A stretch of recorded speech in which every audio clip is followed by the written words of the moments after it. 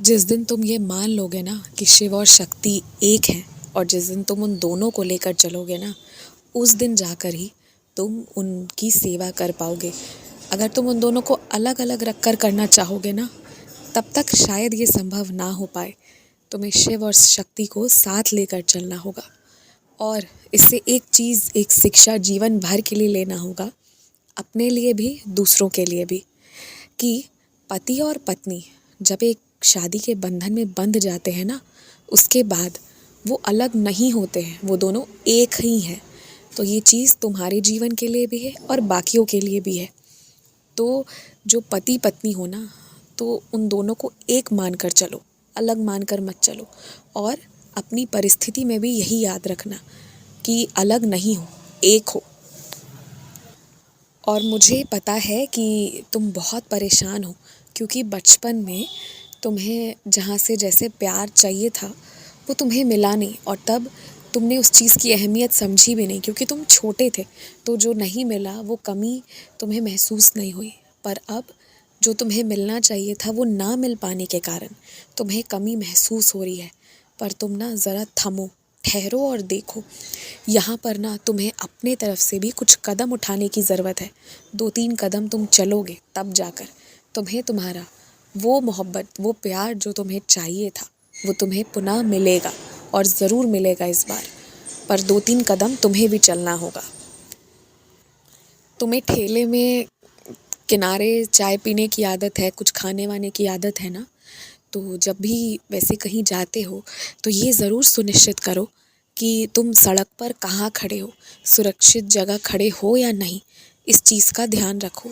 और तेज़ रफ्तार में चल रहे वाहन ना, वो चल रहे हैं, ठीक है, उस वाहन का चालक भी है, लेकिन फिर भी पूरी तरह उन पर भरोसा मत रखो। थोड़ा सतर्कता अपने तरफ से बरतते हुए चलो, ये ध्यान तुम्हें रखना होगा।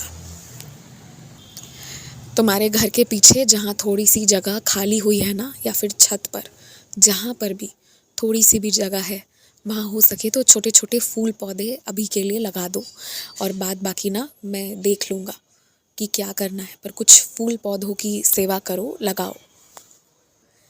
मेरी सलाह मानो ना, तो इस वक्त तुम सोना चांदी लेने की बजाय अगर हो सके ना, तो पैसे ही दे दो। पैसे देने में ही भलाई है, क्योंकि जिसे पैसे की ज़रूरत है, किसी और चीज़ के लिए बहुत अहम खर्च करना है, उससे अगर तुम सोना चांदी दोगे भी ना, तो फिर वो उसे हो सकता है गिरवी रख कर ना फिर उससे पैसे ही निकलवाए, और फिर तुम्हें ज़्यादा दुख होगा कि अरे मैंने दिया पर वो व्यक्ति उसे रखा नहीं है संभाल कर।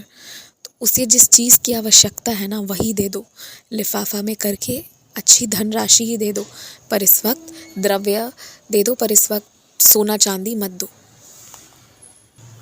कोई भी व्यक्ति जो मेरे बारे में तुम्हें बता रहा है, तुम्हारा गुरु है, तुम्हारा बड़ा है, या किसी भी विषय के बारे में बता रहा है, देखो वो अच्छी नीयत से बता रहा है, अच्छे मन से बता रहा है, तो निश्चित ही उसके भाव गलत नहीं है।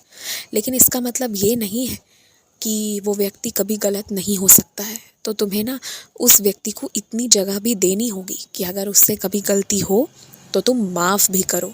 एक बात को पकड़ कर, कोई एक गलती को पकड़ कर ना जीवन भर के रिश्ते ख़त्म नहीं किए जाते, ये याद रखना। और इस बार ना मेरे लिए तुम अच्छा सा झूला हो सके ना, तो वो लेकर आना। लकड़ी का झूला भी चलेगा मुझे, जो सिर्फ मेरे लिए हो। और जैसे तुम झूला झूलते हो, झूलना पसंद करते हो, वैसे मेरे लिए भी ले आना। तुम पूछ रहे थे कि बाबा आपको क्या चाहिए, तो मैंने ये बता दिया। पूरे अगले साल का उद्देश्य रखो, थोड़े थोड़े थोड़े थोड़े करके अपने पैसे जमा करते जाओ, और जब हो जाए तो मेरे लिए झूला ले लेना, मुझे खुशी होगी। और तुम चाहते भी थे कि मैं तुम्हें कुछ कहूँ कि क्या चाहिए, तो मैंने तुम्हें बता दिया, वही करो। और तुम अपने मित्र, सगे संबंधियों के साथ जिस तरह रिश्ते बना रहे हो, आगे बढ़ा रहे हो, बचा रहे हो, वो करो, उसमें कोई बुराई नहीं है। लेकिन साथ ही साथ ना दान धर्म करना कभी छोड़ना मत, इस चीज़ का ध्यान रखना। खुश रहो, किसी की मजबूरी में काम आकर तुम बहुत अच्छा कर रहे हो, तुम गलत नहीं कर रहे हो। तुम आगे बढ़ो, सब ठीक है।